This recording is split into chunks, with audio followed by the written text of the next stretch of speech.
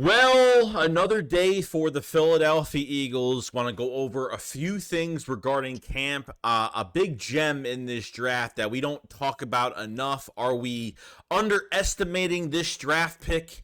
Going through the early stages of rookie camp and then obviously going into OTAs and seeing what's going to happen. Cooper DeJean, how the Eagles were so impressed, even his first day with Quinyon Mitchell, just how, the youth movement of this secondary, and a new signing from a new Jordan Mailata 2.0 signing that I didn't talk about the other day that we're definitely going to talk about right now. So, let's get into it. We better do it. Because I've seen enough horror movies to know any weirdo wearing a mask is never friendly.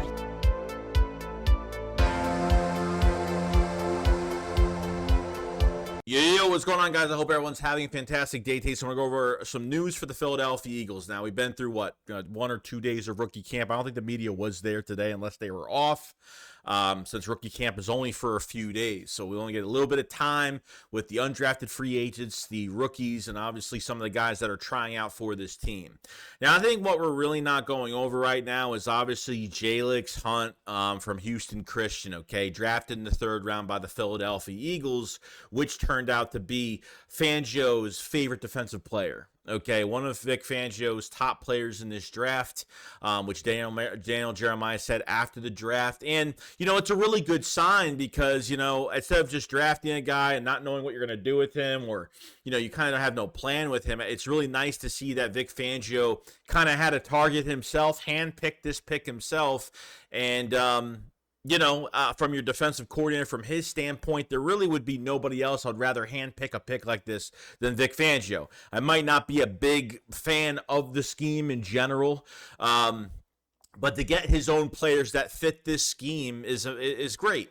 With Jalyx Hunt being a safety turned defensive end / off-ball coverage outside linebacker at this point, where I think, getting rid of Reddick, obviously the sack numbers go down a little bit, but you get a consistent game to game where Reddick really wasn't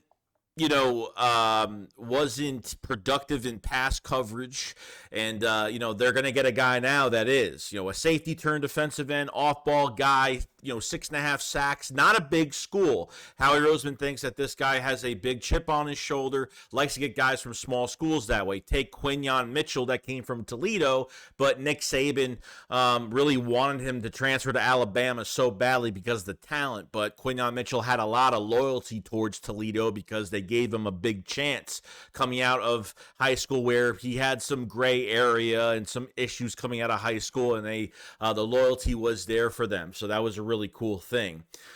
Now, metric-wise, with Jalyx Hunt and how he looks out there, he's got long arms. He's just, 252, 6'4". He's got the size. I think this is going to be one of the biggest gems of this draft. You're trying to at least get 3 starters out of this draft. My opinion and secret in my head, I feel like they're going to have, I'd say, 5 pretty productive, as of for this year, productive players from this draft. With Anaya Smith, with Will Shipley, your 2 defensive backs in Quinyon Mitchell, and Cooper DeJean. And I think, the big, really what my draft, at least my draft grade at an A- became an A- because of this 3rd round pick. Because I thought we should have traded up and ended up getting a linebacker at that point. I'm top of my head, I forgot the name real quick. But I figured, Junior Colson, I thought the Eagles should have moved up to get him because obviously he was going to the Chargers. That's where it looked like he was going, in that direction. But I'm willing to give this a chance. Okay, and it's a 3rd round pick. Your 3rd, 4th round picks have got to be role players for this roster. I'm not looking for this guy to get double-digit sacks, but as a playmaker, making tackles and being good run support sideline to sideline. If he's on off-ball coverage or whatnot, fast break tackles. I think this is the guy that you want for the size that he is, the movement that he has, the athleticism that's there. Jalyx Hunt, I think, is going to be something that we're not expecting.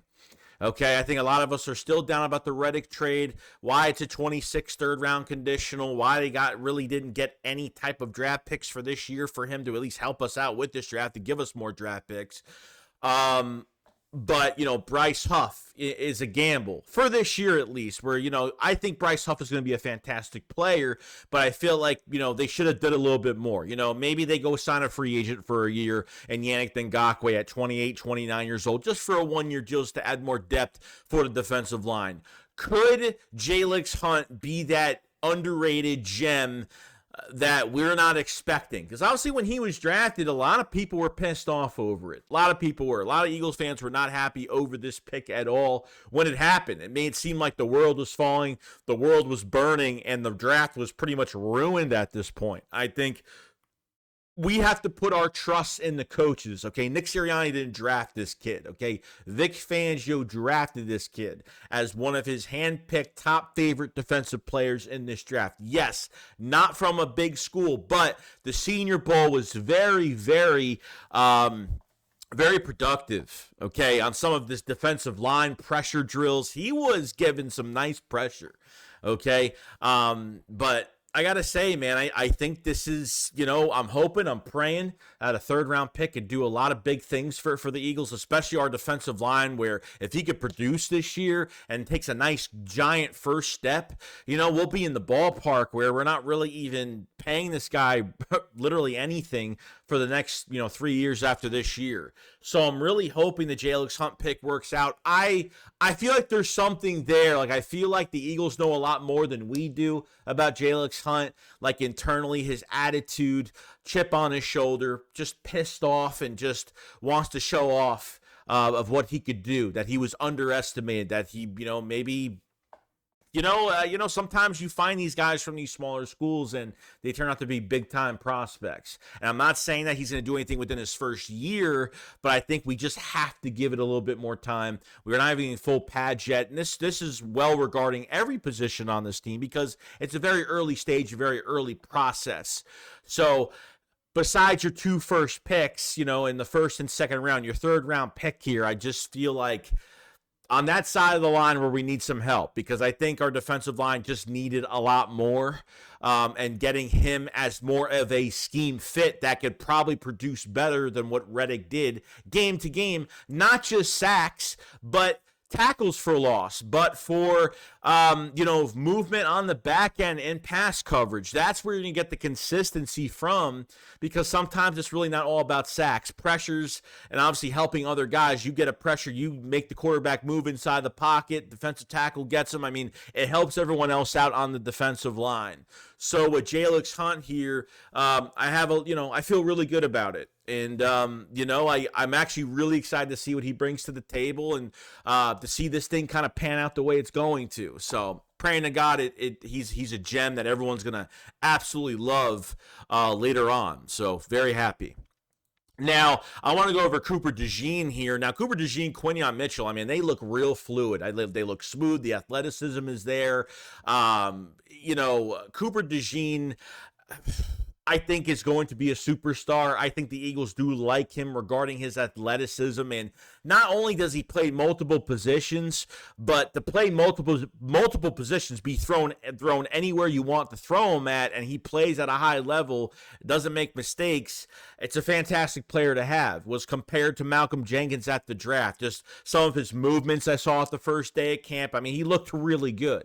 Can't wait to see the full pads get on, like I said, with all these positions. But I think Cooper DeJean is a lot big of a superstar, a lot more higher to superstar status than we really realize. I know people are going to tell me, well, they haven't hit the field yet. You need to chill. You need to relax. But yes, I understand the final piece to the puzzle to all this is obviously the coaching staff, which has been miserably failed even last year after being 10-1 and crumbling like we did. That cannot happen again. So the more hybrid players you have in your secondary, and if you have an injury, the defense won't miss a beat because multiple guys know multiple positions. Chauncey Gardner-Johnson can play multiple positions. Cooper DeJean. Obviously, Isaiah Rodgers can go from outside to inside if he has to. You know what I mean? Sidney Brown comes back from injury, safety corner. I mean, you you got guys that can move around, which is great. I like the more hybrid guys you have, the better it's going to be. And I think Cooper DeJean, from a mental standpoint, a physical standpoint, his tackling, his fast break tackles, off ball, because a lot of these guys are going to be playing off ball. And how are they in open space? How well do they tackle? And hopefully these practices with the Philadelphia Eagles are going to be a lot better this year. Hopefully these practices are really going to, they're going to be more demanding and they're going to be a lot harder. And, these guys aren't going to be relaxing the whole time, because hearing those comments from Javon Hargrave on these off-season practices, or at least practice in general, didn't really sit well with me. Even Sidney Brown complained about how they practice is how they look in these games, and that's just what happens. You practice soft, you play soft, and I hope that really does change, because you have, for the first time in years, 2002, you drafted 2 DBs in the first 2 rounds of the draft.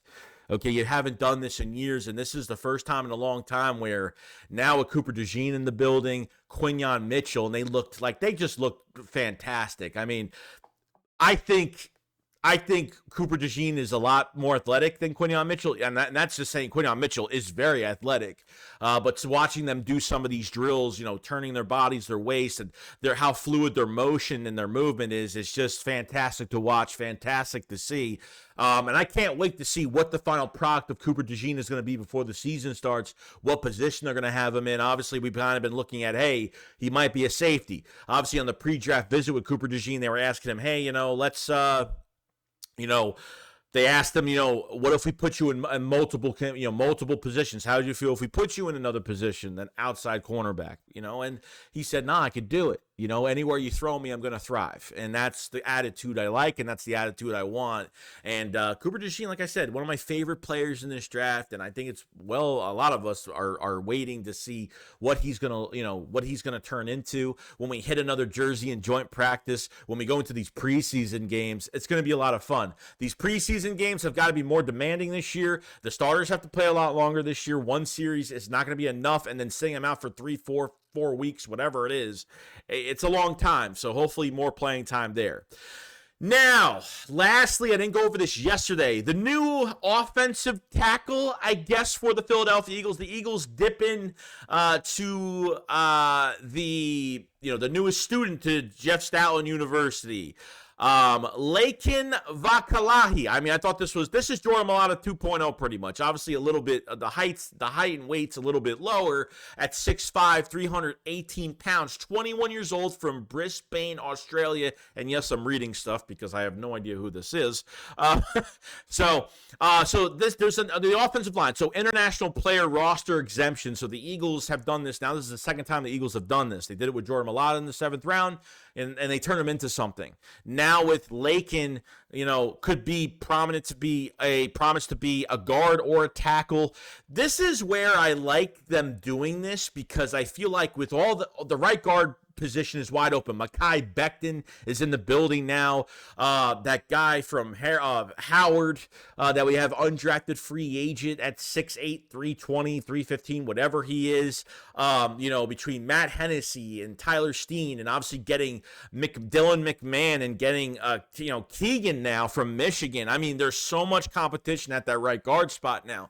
Adding Lake into the mix now, and hopefully he could show something.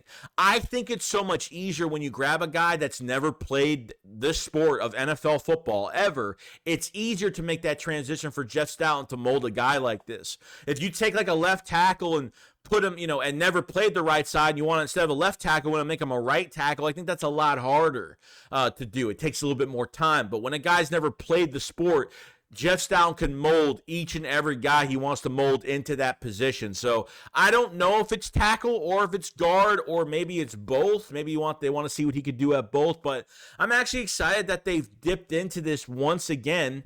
A lot of teams don't really do this. I know the Chiefs dipped in to the exemption, the international exemption, whatever it's called. And I think they got a wide receiver or a tight end or something like that. So teams are going to start to make moves like this. Say, hey, look at this. Every time I see an offensive lineman with a ton of size, it's almost like Jeff Stoutland brings them in and says, hey, let's see what we can do. So there's always options. The Eagles have so many options at offensive line when it comes to depth, when it comes to Lane Johnson's replacement in a couple years. I mean, there's so much there that the Eagles can produce. Jeff Stoutland, that's why Jeff Stoutland's probably getting paid coordinator money right now, because he's a run game coordinator and the offensive line coach. So you're expecting at this point, like, something fantastic. So the Eagles have done fantastic during camp so far. Rookie camp, they're bringing in speed. They're bringing in size for the line with athleticism.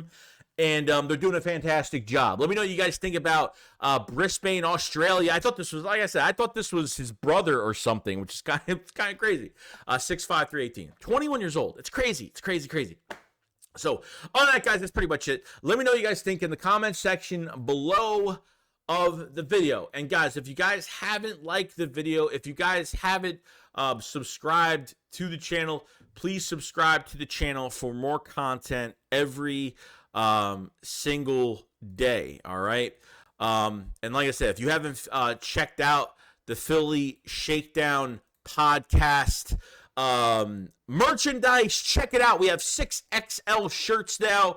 We have tank tops coming in. We have a whole bunch of stuff. We have some new designs coming in as well. We have so much more coming out between next week, and we're going to have a whole lineup before the season starts that we're very excited to reveal in a couple months, and we're so excited about it. So definitely check out the links in the description below for all the merch. It's always supporting as well. So thank you so much for everybody or whoever has bought merch already. Definitely check it out. You guys have a fantastic day, and I will see you guys on the next one. Shakes, what up, follow slide. Peace out, guys. Peace.